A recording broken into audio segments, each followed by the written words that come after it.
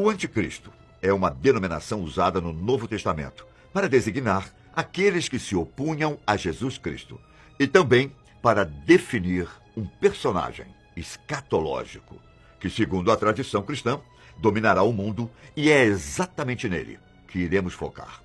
No judaísmo e no islamismo, esse conceito não é inválido, assim como os cristãos passaram a acreditar que Jesus era o Filho de Deus. Eles também começaram a pensar que o anticristo virá à Terra como filho de Satanás. Acredita-se que ele será um ser humano absolutamente mau, pois será o completo oposto do ser humano perfeito e bondoso que era Jesus Cristo. Jesus nasceu de Maria quando a mesma ainda era virgem. Portanto, o anticristo terá de nascer de uma mulher que seja o oposto de Maria. Assim como Cristo era Deus em carne, o anticristo será Satanás em carne. No Novo Testamento, existem 3 passagens que o mencionam de fato, e todas elas estão nos livros de João. 1 João, capítulo 2, versículo 18 ao 17. 1 João, capítulo 4, versículo 1 ao 6 e 2 João, versículo 7. Nessas passagens, a Escritura sugere que o fim do mundo deve ser esperado a qualquer momento. O livro do Apocalipse descreve o anticristo como uma figura singular, a besta da terra, a besta do mar, cujo número é 666. Ainda sobre suas características, podemos encontrar passagens que dizem que ele será uma pessoa de habilidades e capacidades incríveis, e ainda que será o maior líder de toda a Terra. Alguém com um cargo político muito importante e que chegará à liderança mundial, formando uma nova era de suposta paz e segurança global. Ele conseguirá vencer pela diplomacia, sendo pacífico e convencendo todos os líderes mundiais com sutileza, engenhosidade e sabedoria. Sua personalidade será gentil, inofensiva, compassiva.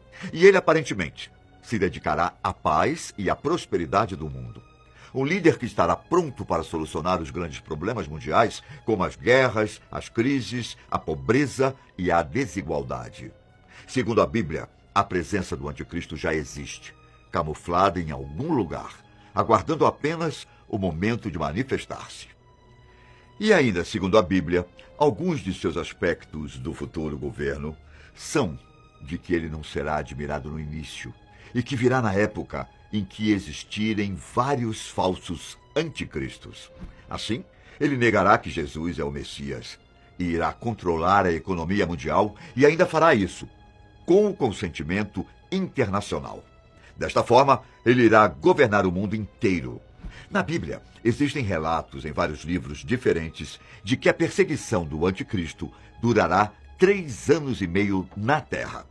Já nas primeiras narrativas sobre o anticristo que existiram no mundo e que surgiram por volta dos anos 1000, graças aos escritos do nobre monge Adso de Montier, fala-se que o anticristo irá governar por 7 anos, antes de ser derrotado pelo anjo Gabriel ou por Cristo e os exércitos divinos.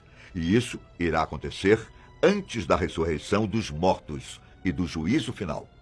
Existem outras teorias cristãs que afirmam que no meio desse período de 7 anos acontecerá o arrebatamento, sendo 3 anos e meio antes, no chamado período pré-tribulacional. E depois, os outros 3 anos e meio seriam quando o anticristo quebraria um acordo e iniciaria a perseguição. No entanto, ainda existe a teologia do pós-milenismo, que entende que o arrebatamento só viria após os 7 anos de perseguição e que todos os servos de Deus iriam sofrer antes de serem arrebatados da terra. Apesar das diferentes versões da crença, uma delas é unânime entre as teologias cristãs. O anticristo será derrotado no retorno de Jesus Cristo à terra e lançado no lago de fogo e enxofre, chamado de Segunda Morte. Após isso, irão seguir 1000 anos de reinado de Cristo e, por fim, o julgamento final e a chegada da Nova Jerusalém. Mas e sobre a ascensão do anticristo? Bem, ela irá surgir em meio às crises mundiais existentes, de uma forma com que sua aparição surpreenderá todo mundo. Os mais religiosos costumam relacionar a figura do anticristo ao fim dos tempos e com a besta do Apocalipse, já que esse livro tem relatos sobre o fim do mundo. mas isso seria um conceito errado, segundo estudantes do ocultismo e iniciados. A besta e o falso profeta não têm relação com o anticristo.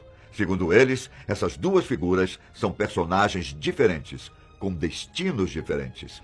E de acordo com os autos iniciados, o anticristo é o ancião dos dias das visões de Daniel.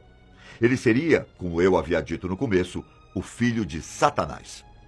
No ano de 1400, surgiu também outra narrativa sobre o anticristo, de que ele não seria mais um tirano fora da igreja, mas que, na verdade, seria um manipulador dentro dela. Em resumo, acreditava-se que ele era o Papa ou mesmo a instituição do papado e da própria igreja. Em outras religiões, como o judaísmo, existem avisos sobre falsos profetas na Bíblia hebraica, mas nenhuma figura anti-messias como seria o anticristo. Uma figura citada em algumas escolas filosóficas não legalistas da escatologia judaica seria Armilos, um suposto descendente de Satanás e de uma virgem, descrito como sendo uma monstruosidade careca, com um olho grande e um pequeno, tendo surdez no ouvido direito e tendo o braço direito mutilado.